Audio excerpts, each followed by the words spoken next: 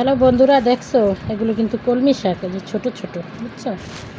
ছোটো ছোটো কলমি শাক কিন্তু ভালো। হ্যাঁ, যদি পানির শাক কিন্তু খেতে মজা না, দেখতে পাচ্ছ অনেকগুলোই কিন্তু নিয়েছি, আজকে আনছি। যাই হোক, এগুলো কিন্তু আমার বোনের বাসায় নেব, তার জন্য, বুঝতে পারছো? কলমি শাক আমার অনেক পছন্দ, এটা কিন্তু শুটকি দিয়ে রান্না করলে ভালো লাগে, আর বিশেষ করে এটি শুকনা শাক।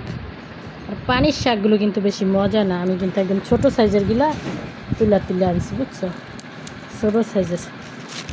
এদিকে একটু গ্রাম সাইড না, এখন একটু শাক ঠাক পাওয়া যাব, বুঝছো? সব আইটেমের শাকই পাওয়া যাব। তো কলমি শাকটা আমার আবার অনেক পছন্দ।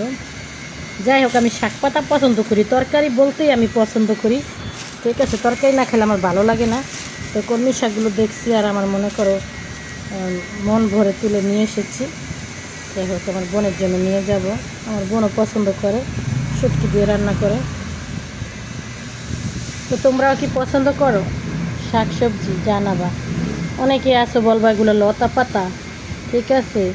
আসলে যারা না খায় তারা বলে লতা পাতা, আর যারা খায় তাদের কাছে কিন্তু মাছ মাংসের থেকে শাকই ভালো মনে হয়, ঠিক আছে? আগের দিনের মানুষ শাক সবজি বেশি খেত, তার জন্য কিন্তু তারা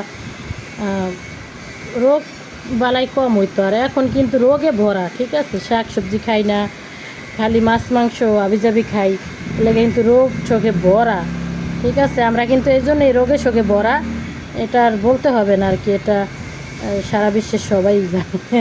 শাক সবজি খাইলে মানুষের শরীর স্বাস্থ্য ভালো থাকে, সব কিছুই ভালো থাকে, ঠিক আছে? তো সবাই ভালো থাকবে। আল্লাহ হাফিজ।